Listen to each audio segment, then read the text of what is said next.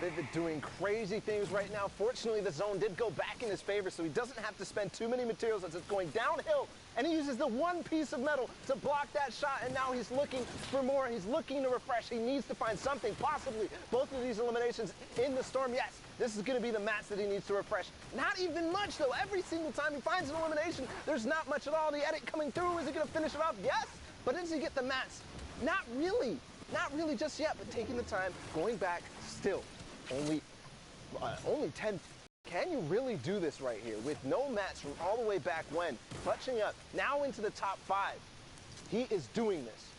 The big thing about getting these low ground eliminations is that everyone else is also in shambles. The big wall barrage coming in with the flintlock, just nice knowledge about where your materials are and where the angles are to get in. Has 2 heavy snipers available as well, so he takes multiple chances at moving through. Has to move up layers though. Silent edits coming in. Big Enas as well as Frat gets flown off that low ground as well. Vivid's just moving in ways I've never seen. Can he get that launch pad off? No. It might not be enough time. Vivid now going down to the zone is going to hold back as much as possible to see if the enemies were making a mistake. But that's the game. Hornet and Tickers playing the positional game there and winning it off with all this multi-high and low ground coming out. Look at these tarps, Bala. Yeah, this fossil is ridiculous as it goes all the way back. I mean, really, we could actually track the story of Vivid, right? He had no materials through all of this. He barely contributed to that thing, but he survived until top 2. So what a performance there from Vivid, and that's why they're up there. That's why they're in 2nd place right now. It's always that 1 or 2 pop-off game, and it's always also about staying consistent. If Vivid and Tom keep playing that way, easily focus of week 10. A lot of people carrying them more than normal I've seen right now in all these regions. Nice dodges from Gasha there, though. We'll see if he can move forward. Has a lot of mats available for the moment. 3 elims amongst him and his dual partner Daxter, both representing E11 Gaming. They do have that patented flintlock and redeploy combo. I think is one of the most dynamic combos in the game, as you don't have to pull out anything if you fall off from height. It's very easy to kind of manipulate where you want to be exactly with those 2 items. Granted, though, they do take 2 slots. But, I mean, 2 slots, and we've seen the use of it. Actually, I don't know if we've seen it on broadcast yet, but there's starting to be a lot of innovative uses with the flintlock and the glider redeploy. You actually go faster, even horizontally, when you use that flintlock and the glider redeploy, because you shoot that flintlock, it pushes you with the momentum, and then you're using that glider redeploy to just carry you forward. The biggest thing about it, too, is that you can choose when to stop and take your shots as well. We see a lot of stuff happening on low as right now as well. We have Pika on the server as well. What is this? Is West just migrating to East? What is going on? Why are you here, Pika? Maybe East? the timings of West, they thought, hey, we should get into games now, and they fell off on the East. We'll see if they can get the stuff done. There are 2 more qual spots on East compared to West, though, so maybe that's one big thing if these guys think that they can pop off. I mean, we've seen in the past Psalm, you know, he is a West Coast player, but the first week he actually moved over to East, making sure that he gives himself the most opportunities and most spots, and he qualified first try. He's actually even East still with his partner Symmetrical this week, so Pika taking a little bit of a note from Psalm. Yeah, absolutely. At the moment, though, this is not the first chance. This is the last chance. It's all the tricks from the bag. No secrets here. We'll see if we get anything equivalent of an Olaf boost. We'll see if there's any secret stats happening as that door edit comes through. People now have adapted to that, though. They know that someone's coming through that door. Assault taking all his shield off when he gets onto this rotation. Only 2 minis available. We'll see if Innocence has any heals as well to supplement this duo as he gets booped a little bit of interruption there on his minis. He does have shadows available. Once again, 1 player on shadows, 1 player on the balls, and in perfect position as well as he can beam Hydra from the zone line. A nice dynamic switch onto the floor from the wall once you realize that someone was already pressuring that wall. This is just those micro decisions these players make at the last second of these shots to get that elimination when they move across the map as well. They're going to be on rotation now. We'll see when they box up and go back. Assault getting beamed from the back, not realizing there was a player who's going to immediately realize that he's there. But I got to talk about it. We said pulling out all the stops. Assault and Innocence right here, they're sticking to the tried and true. The 1 baller strat, we've seen them do this. Even dual baller all the way through. From the beginning, but they just got rifted. That baller is gone now, and they have to dive. No, Innocence is still down there, actually. I misspoke. There's so many players in the sky right now, but still So I think he still has that baller. I think he could still last a lot. But look at his HP right now, not working out just yet. Where did Assault go? Did he land nearby? He landed on the mid-ground there, Bala, and he got right to work as Branchies, who is also on East right now, playing it up, gets a big knock down from Assault. He, as soon as he landed, even though he was split, went straight to work, started bullying Davon, who also landed with Fernando on that mid-ground, and he has this insurance. Once again, getting tagged up, people just predicting everything these players are doing when it comes to smokes. There's no safety available. Everyone's on their best behavior. They know all the stops they can pull to get this pressure down. Assault's now getting dynamic with it. Might not move the same way to get that shadow off. It might affect him on the amount of distance he can move, but he still has mats 500 wood left actually, which might prove fatal near the end of the game, as that wood can get shredded through just like cheese in a grater. We'll see if he can keep it yummy though. Assault on 41 HP, needs some more food, needs some more eliminations to get that siphon off and get him back up to 100. Sees that Stormline sight line as Wordbro gets .exed out of the game. He's off now. 28 builds left for Assault. He doesn't get to pick up those mats. Owen and Threats owning probably the best mid-ground tarp they can have right now, but they're getting stinked off of it as there's so many people fighting for these high mid-ground layer tarps as well. Staying on board with Assault, just great shots as he immediately realized that player was going to make an edit on him, getting the double combat shotgun shot through.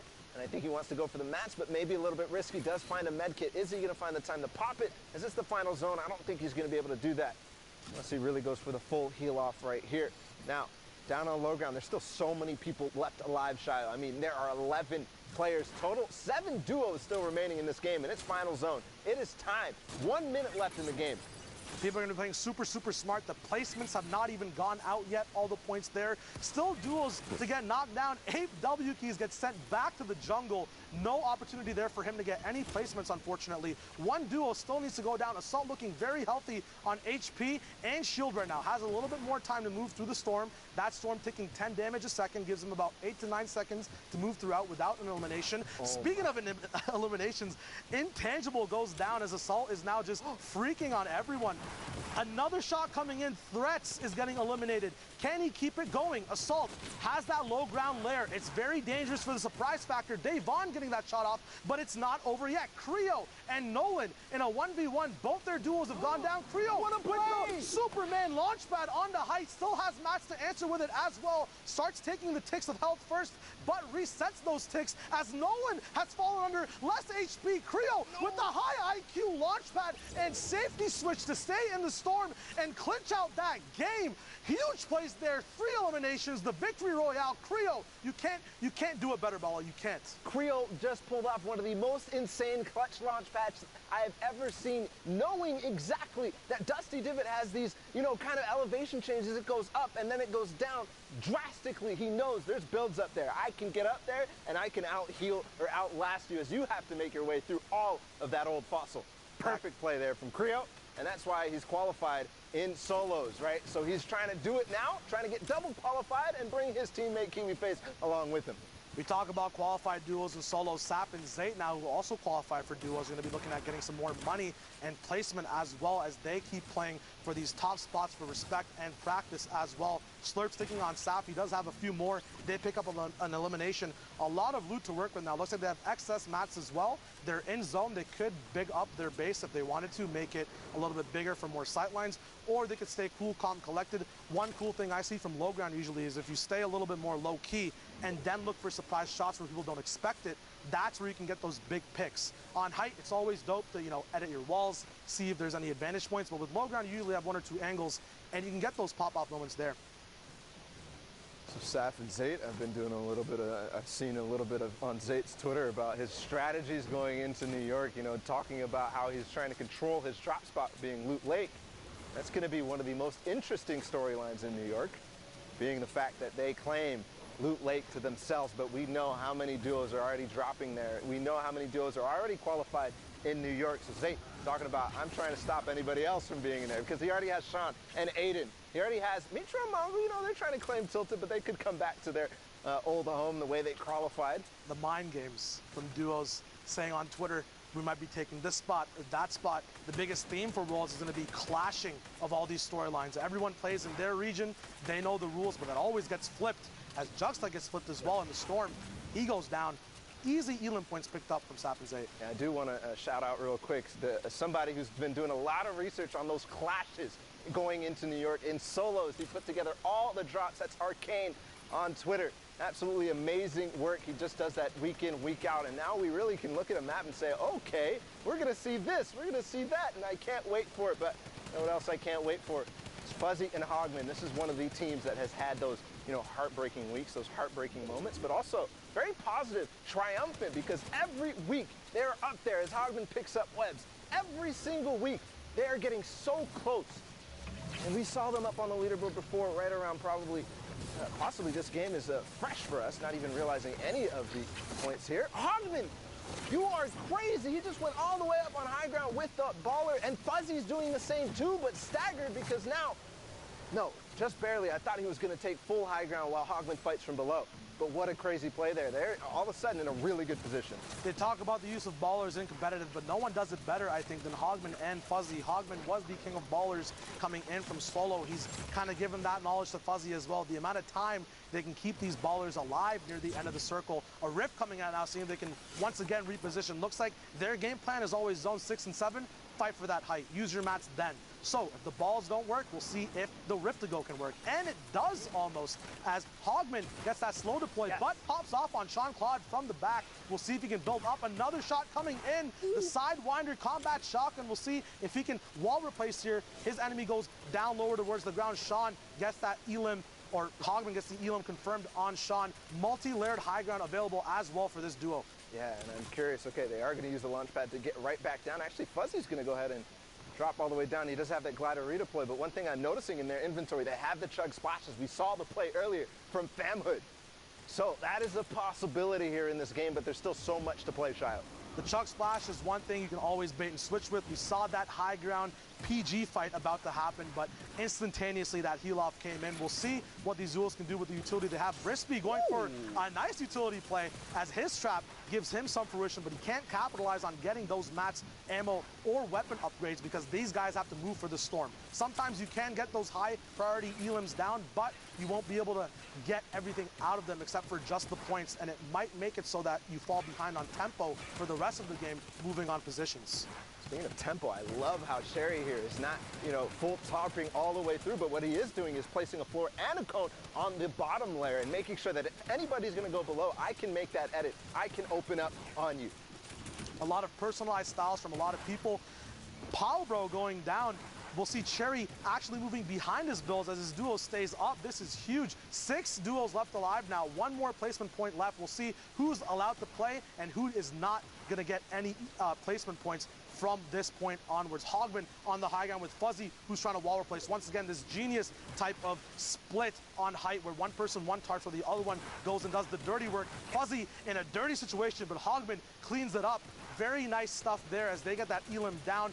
Big points available as well for these duels if they can keep getting these Elams over and over again. And I love how they collapsed directly on that player. As soon as they got both the cone and the floor, that player started full sending on them. They both came down and made sure that they would handle this, but making sure that they're also getting that victory royale. They're slowing down, splitting the materials, knowing exactly where that LX RI duo is going to be, but Fuzzy goes down. It's now all up to Hogman, maybe opening a little bit preemptively there, but it's still top 3 situation. They've earned all the placement points. Hogman's gonna get revenge onto Cherry. There's still one more down below, but he has no match. Just fine. The Siphon match right there, that's gonna allow him to stay up just for a little bit longer. Using the Chug Splash, not yet using that slurp, but he sees an opportunity, does get a couple shots. Now it's a 1v1 down on low ground. Hogman can take his time or go full send, get the elimination, yes, onto Brispy, and then finally onto Lotus. Hogman and Fuzzy take the victory royale with 20 points.